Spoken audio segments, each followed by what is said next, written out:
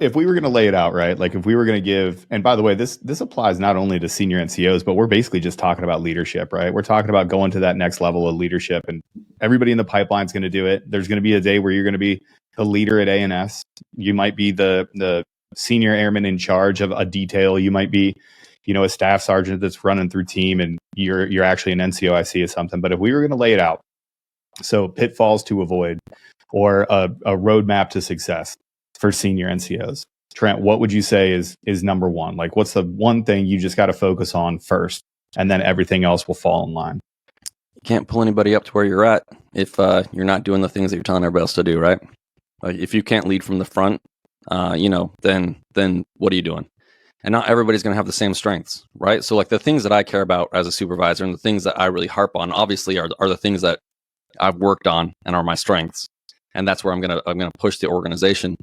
But like I'm not gonna go to the PT stud and be like, you need to work out more. He can do more pull-ups than I can. Like, what am I doing? You know what I mean? But like you have to hold yourself to the same standard as everybody else. Otherwise, it's all fake, and everybody will know it. So accountability, number one. You're not gonna ask other people to do what you won't do yourself. Peaches, what would be another little nugget of wisdom that you would give to somebody in that new leadership position? Well, I guess it's kind of a vein or an offshoot of that, but I think that you're not too good or not too high of rank to get down in the weeds and do stuff, right?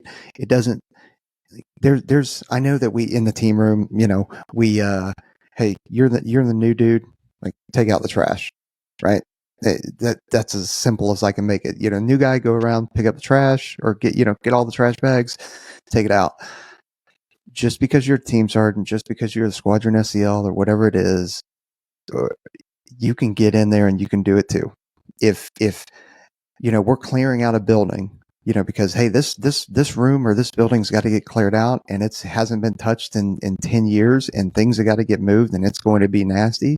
Your ass better be in there too. Not, hey, I got these meetings I got to go to, or, oh boy, man, love to, but I got these stripes, so beat it, nerds. Like, you better be in there doing the exact same thing, and probably working harder than every single person in there. I got it. You're probably broken. Your knees hurt. Your back hurt. Okay, maybe you don't lift the biggest freaking heaviest thing in there, but you better be in there, and you better be as dirty as everybody else. Yeah, for sure. For me, I'm gonna go on a little touchy-feely one, since we're in therapy land. Thanks to Trent. Is don't be too hard on yourself. You're not going to be the world's best leader. Like, every day that you have as a leader is a new day and a new experience. So people, I've seen, friends of mine get in there and they're just like, oh, this sucks. I don't know what I'm doing or whatever.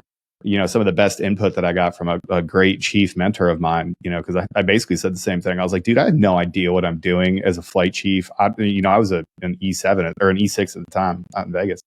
But I was like, I have no idea what I'm doing. I feel like I'm failing every day, and I'm not on top of stuff. Guys will come to me with problems and I don't know what to tell them. I've never dealt with it before. And he was like, bro, do you think I know what I'm doing? I've never been a chief before. I set a record this morning when I showed up to work. It's the longest streak I've had of coming to work as a chief. He's like, and I do that every single day. And he's like, I have no idea what I'm doing either. You're juggling flaming chainsaws every single day. He's like, you can't be that hard on yourself. Of course, you're not good at being a flight chief. Have you ever been a flight chief before? And I was like, well, no. He's like, well, there you go. We figured out why you're not good at it, because you haven't done it very much. He's like, and I'm going to consistently put you in positions where you're going to do new and bigger things so that you can grow through it. All growth is uncomfortable. So just don't be too hard on yourself. For the bros and the chicks that are going through, ANS and the pipeline and stuff right now, you're going to be a leader and you're going to fail. And you're going to fail in front of people, and you're going to fail in front of people that you care about.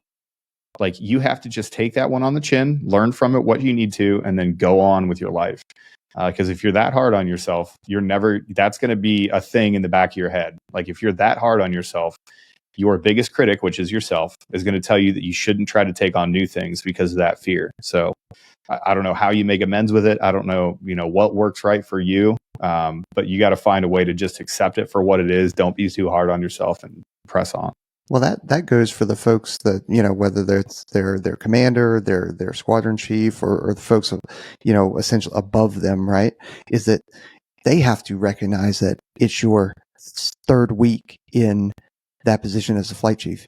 You're going to continue to mess things up. You're not going to be at the same level, potentially at the same level of somebody that's been doing it for 3 years, So there's got to be some grace and accepting that person has a lot to learn and that they are going to get better at it. Again, they've only been in it for 3 weeks. So, let them fail, but then guide them and provide mentorship to them to pull them along to where you need them to be or where the organization needs them to be. Yeah. The moment you get comfortable, though, doing something, they are going to move you to do something else. You're like, the first day you show up to work and you're like, I think I got this. They're going to be like, hey, come to my office. We got a new thing for you. I feel pretty good about this. Yeah. Son of a. Speaking of feelings,